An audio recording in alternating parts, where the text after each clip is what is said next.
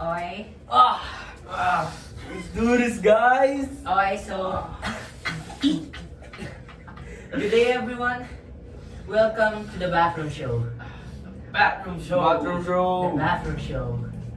So, our topic for today is social justice and welfare. Ikaw po.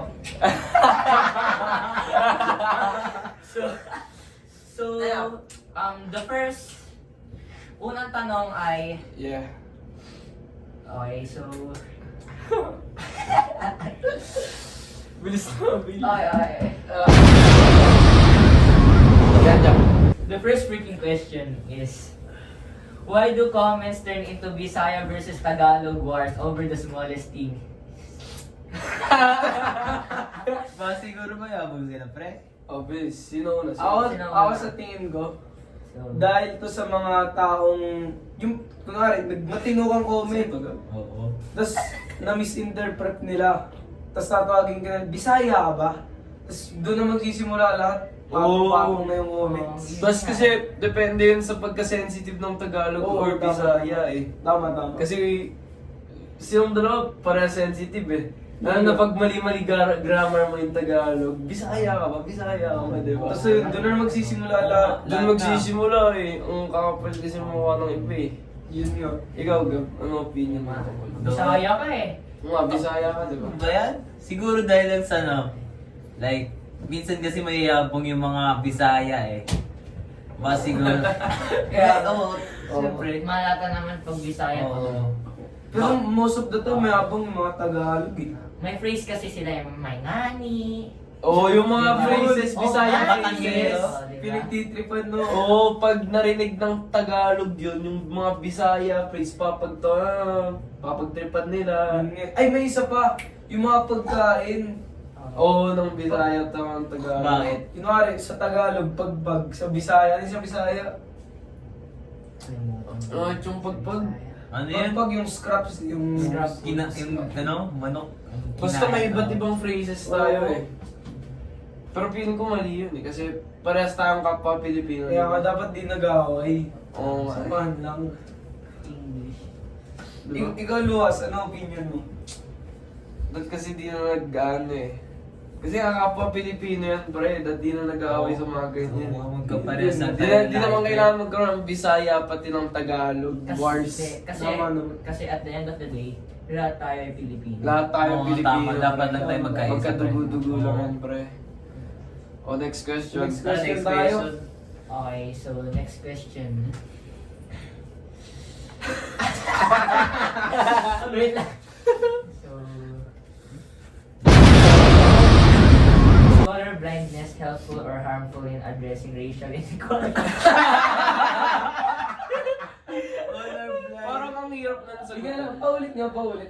Hindi ko maano eh. Okay, so is color blindness helpful or harmful in addressing racial inequality? Di ba? Para sa akin, harmful siya. Kasi paano kung tingin mo sa maitim na tao, maputi? Eh di parang... Na-wrongfully address mo na Oo, siya. na-wrongfully address mo siya. Kasi, kunwari, naging close kayo ng taong yun. Tapos till this day somehow, hindi niya alam na may color blindness ka. Tapos nagbiro kang miga sa kanya, tapos sinapakan niya. Hindi kasi, depende kasi yun. Alam niyo yung mga Afrikanong albino? Oo! Oo. Oo, alam ko yun. Paano, di ba? Kaso, Mukha silang mga N-words pero Maputi. puti lang, Maputi sila, Di may. ba? napakaputi nila. Mas puti pa sila sa ano eh. Sa mga white Americans. Buti pa sila sa atin. Yun nga eh. Kaya Feeling ko di talaga helpful yun. Yun. Pero wala tayong magagawa kasi pinanganak kang may colorblind eh. Wala talagang magagawa. E di syempre, dapat gawin. Unang kilala mo pa lang sa tao, i-address mo na may colorblind ka para di sila Tama. Di sila. Halimbawa, black ka, tas di niya sinabi sa'yo na colorblind siya. Di parang ina-expect mong nakikita ka niya Like, the black in a Oo. black way. Tama nga, tama. Dapat aware sila at all times. Oo nga. Spread awareness. Ikaw, Gab, sa tingin mo? like,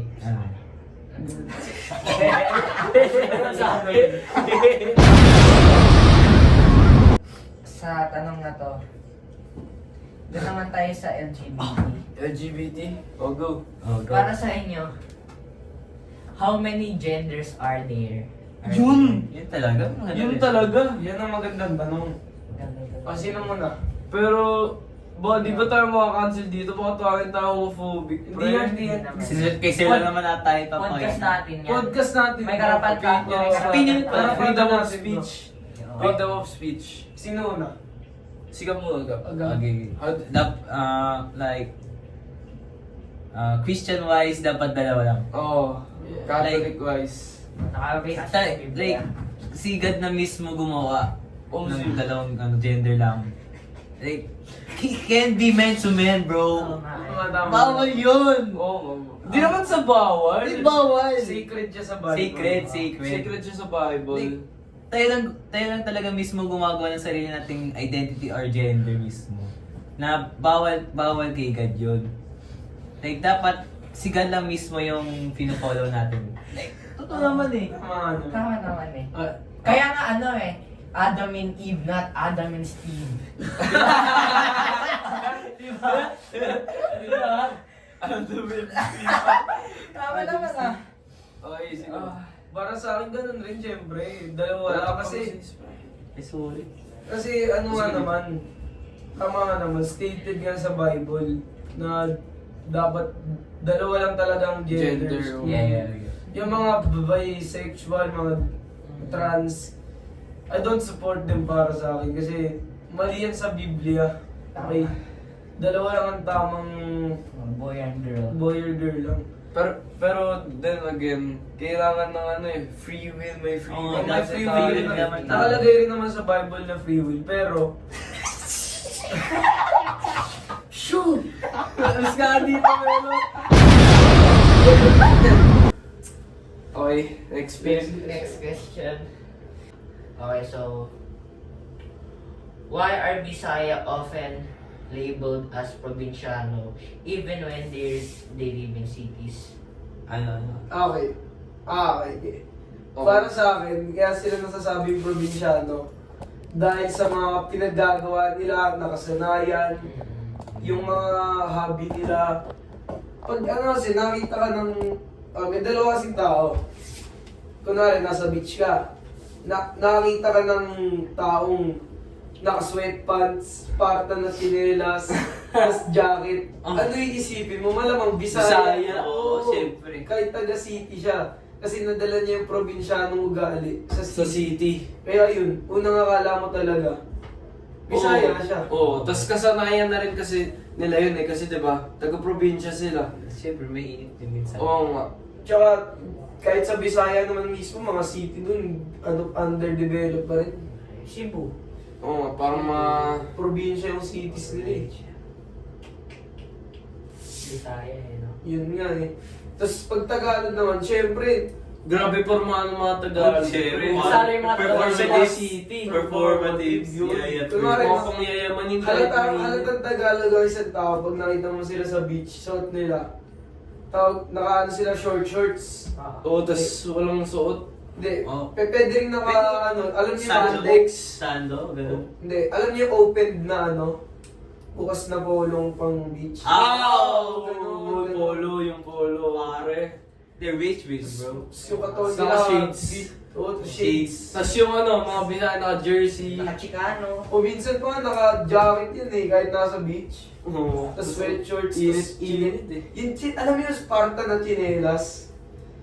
Yung ano, yung... Sparta? Di ba sa atin? Oh. Ano sa slide sa atin? Pag Pag ganyan. Oh. Oo, yung may paganyan. Oo, Yung- Random question. Wala kasi sa atin yung papel eh, na kay sir. Kaya Sir, nasa iyo yung papel. Mabalik, Nasa iyo yung papel, sir. So, okay. Why do Tagalog show rarely use Bisaya unless it's for comedy? Ano? Why do Tagalog shows rarely use Bisaya unless it's for comedy? Bakit minsan, bakit pag yung times na nagbibisaya ang Tagalog, it's for a joke? For comedy. Oh, Parang for ginagawa comedy. nila Ginagawa yung nila meme. Bisaya. Yung pagkabisaya. Kung nakanaluwas. Alam mo na yan. Matitigas kasi yung mga ano ni Kasi- Gabi eh. Kasi, Yung mga- pag Tagalog, syempre may mga immature Tagalogs pa sa tingin nila nakakatawa yung mga words ng Bisaya, di ba? Unleash. Gaya nung ngani, yung Baga. baga o Baga. is, ano pa? Ang baba.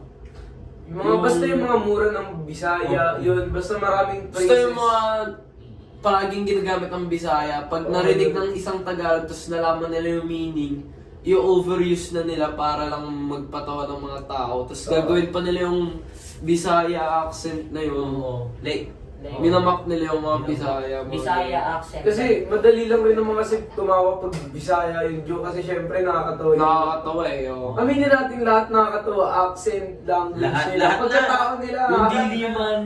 Hindi man. Diba? Nakakatawa. Aminin man natin o hindi. Ganun talaga. Ganda talaga. Daming ganun eh. No? So, racist tayo. Hindi naman. Hindi Kaya racist yun, natin. iba yun. O ikaw, Gab, ano sa'yo? Bakit sa tingin mo, bakit pag nagpapatawa lang mga Tagalog, nagbibisaya sila? Nagbibisaya sila. Siguro dahil, like, oo nga. Ibang Tagalog talaga mismo. Mga Bisaya. Dahil siguro yung mga Tagalog matataas yung tingin nila sa sarili nila. Tapos ginagawa nila, minamalit nila yung tao ng Bisaya. Madaming ganun eh. Oo. Madami talagang ganun. Tapos pero nakita niyo yung video yung tinanong siya.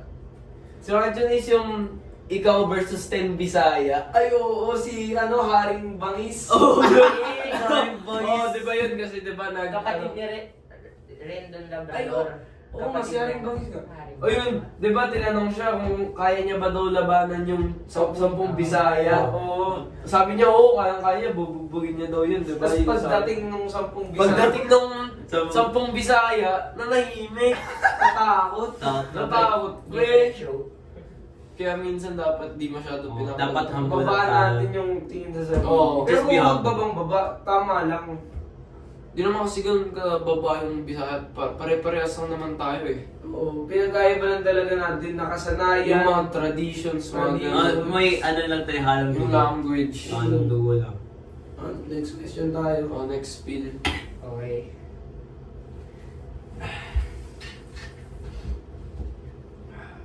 Tagal ah. Maligo na lang kaya tayo dito. In what way do historical injustice still shape present day opportunities? Ano? In what way do historical injustice still shape present day opportunities? Okay. Meron ako dyan isa. Alam mo yung slavery? Oh. Bakit Saan mo sa ganun? Pis? Saan mo sa akin? Nasa gilid. Ay, sa Vietnam. Alam niyo yung slavery, yung in-slave yung mga black people. Until now, nakaka-affect yan, di ba? Kasi, syempre, makikita tayo itim na tao. Maaalala natin mga pinagagawa sa kanila. Tapos kung close man natin yun, or may maitim tayong kaibigan. Cotton ball picking. Tol na, kung ano may belt ka, tol, naalala mo to? Oh, yun! Yung ganon. Naalala mo yun, nakampas kayo? Yun, nadadala pa rin natin yung injustice na yun ngayon. Cotton picking. As a joke. Oo, pati yung mga cotton picking, yung slavery, oo nga, tama ka dun. Tapos may isa pa, Mga stereotypical Oo, na injustices. yung pagiging rednecks. Oh, ano nga, hindi ko alam yung full meaning nun. Ano yun? Ano kasi yan, rednecks, nagsimula yan 1950s, 60s, gano'n. Rednecks. Ano ba meaning nun? Mga Oh. Amerikano. Yung mga mapuputing tao na Amerikano na hanggang 19th century, sa tingin nila sa mga maitim na tao, slaves pa rin. Slaves. Tinawag silang rednecks kasi pag nagagalit sila, nagiging pula yung leeg nila. Mga KKK. Bakit? Ano ba, matataba ba sila? Clan. Hindi sila matataba. Sadyang nagiging pula lang leeg nila pag nasigaw sila. Ay bro. Tapos doon nagsimula, tinawag silang rednecks kasi hindi nila matanggap na hindi na slaves yung mga blacks. Blacks, oo. Dahil siguro Tapos pag nagagalit sila or nasigaw, nagiging pula yung leg nila. Kaya tinawag silang rednecks. Tapos hanggang ngayon, nadadala pa rin yun. Oo nga, ang dami pa rin nga Ang mga dami nagtatawag pa rin. ng redneck ngayon, pre. Yun nga. Yung mga ibang mga like Kaya parents. grabe yung history ng US eh. Okay. Yung sa civil Yun yung war, madami diba? talaga, madaming historical injustices na nangyari sa Lahat, US. lahat. Grabe. Halos lahat ng viral doon ang galing eh. Kay Charlie Kirk, social injustice yun. Ay, oo. Paano? Ano kasi ayaw niya doon sa mga, ano yung tawag sa ayaw niya, Pil?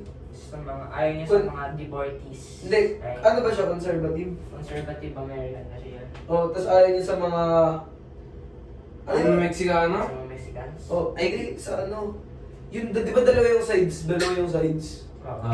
Ano yung isang side? Republican? Hindi, ano, siya Republican, Democratic yung ano niya. Yung ayaw niya. Ayun, dahil ayaw niya doon, umano yung mga Democrats, pinatay siya. Yun, parang ano, social injustice na rin yan. Next question tayo. Dahil nag-search pa ako, pre. Wala na ma-question si Phil. Ilang minutes na, tanong lang. 20 na. Ha? 20 minutes na. Gusto nyo last question? Last question Last- tayo. last- Gusto yung block natin. Yun yan eh. Wala bang tungkol sa NBA dyan? O tara, last question. Oh, Ako magtatanong. Ayun yung sa pay. Sa pay, WNBA talaga. Okay, go. Sige muna sasagot. Okay. Tanong mo. Why are WNBA players paid lower than NBA players even though they do the same job, play the same sport, and are shown in the same network? Oh, yeah. network. Magugab. Like, di ba nakikita natin sa NBA, full of highlights, di ba? Ang Okay. aangas, kagaya niya, yung poster dunk nila Anthony Edwards, yung Curry, yung Oh, long yeah. range 3 niya. Curry. May nakikita ba tayo sa WNBA? Na ganun, wala. Wala. Wala masyado. Madalang. Di ba? Lalo na posterizer, wala Wala. akong masyado Parang makikita. wala nga buong history, no? Di ba? Oo, parang wala. Kaya lahat ng halos tao walang nanonood sa WNBA because Mas wala. entertaining yung NBA. Oo. Mas marami. Pero wala naman sa sexist way. Oo. ganun. Mas Mas naman sa sadyang ano lang talaga, mas Entertaining yung- Mas Oo. entertaining talaga yung NBA. Like, anong gagawin ng mga babae dun? They're just parang nagra-run around lang kasi sila eh. Tapos Yes, sinushoot yes. yung ball. ina-expect nila like isang Tas- tao magaling sa Ito pa yung masaklap, pre. Sa tingin nila, like, Mas ang magaling lakas nila, sobrang Oo. lakas Yun nga nila. eh. Tas mas magaling pa sila. Ang lakas Nakilala nila. mo sir si Britney Grinders. Inaya niya 1v1 si DeMarcus. Oo, Tapos nakasama ko yun. Tapos yung coach, Pilit niya Yung coach na mismo sabing hindi niya kaya eh. Like, Pupusta magbebed daw ng siya sa buong bahay niya, lupa niya kay DeMarcus Cousins. Yeah, Ang crazy nun kasi ang yabang rin kasi minsan ng WNBA Oo. players eh. Pero tama rin naman yung coach nila. Talagang walang palagang WNBA player sa NBA. Oo, iba na yun eh. skill-wise, Strength-wise, physicality, na. level-wise, wala talaga. Wala. G-League players could take on WNBA College players. players. Kahit D3. Yeah. D3 bro. Na, D3 is too much. D3, D1 hanggang D1. D1 D1 lang ako. Dito, Division 1 players could take on WNBA. dito siguro medyo tayo na Like, 50-50 na. 50-50. Pero may palag pa rin. Oo. Pero yun, para sa akin, mas marami talaga kasi nanonood sa NBA. Kahit check mo sa YouTube, Netflix, Sa Google, kahit Google mo pa. Google mo pa. Kasi di ba minsan WNBA draft na, tas walang nakaalam. Wala. Sino ba tong, si Paige? Paige Buckers. Oo. No one knew about her na draft na siya. Kaya lang siya nakilala kasi maganda siya. Oo, pati magaling siya. Oo. Medyo. Like magaling siya para sa standard. And yun, championship ng NBA, umaabot nearly Worldwide. Worldwide. 100 millions of views. Oo, pero pag Champion- WNBA, WNBA, Wala. bihira lang lumagpas ng 10 10 million, 10 million. 5 billion at most. Yeah. Ganun ka saklap yung mga yung WNBA viewers. Oo. Tapos yung viewership nila, napakababa. And reasonable na bigyan talaga ng mas mataas na sahod yung Sahod NBA yung mga- players. yeah. Oo, tama. it's just reasonable na at this point. Tama naman. So basically, mas ma-entertaining yung NBA kaysa sa WNBA. Yeah. And viewer-wise, lamang ng maybe Marami. 100% yung NBA. Yeah. Oo. Okay na? Yun na Kaya yun. ba yan? So, ubus na yung oras namin. Bus na rin, 24 minutes na eh. So, Thank you for watching the Thank you, Backroom bro. Show. Bathroom Show. Napaka-unique. Until the next Bathroom Show. Until subscribe next for time. part 2. Oo nga, mag-subscribe ka sir. Subscribe Oo, For for part 2. the bathroom Part show. 2. Exclusive videos. Next time naliligo na kami. Oo. Kami nga. Nakakaayaw ko dyan, no? Kadiri naman Ay, tayo. kadiri. Okay. Hindi, ano natin. This is the Bathroom Show. Salamat, sir. Love you. Love you, sir! Love you, sir. Magaling ka na.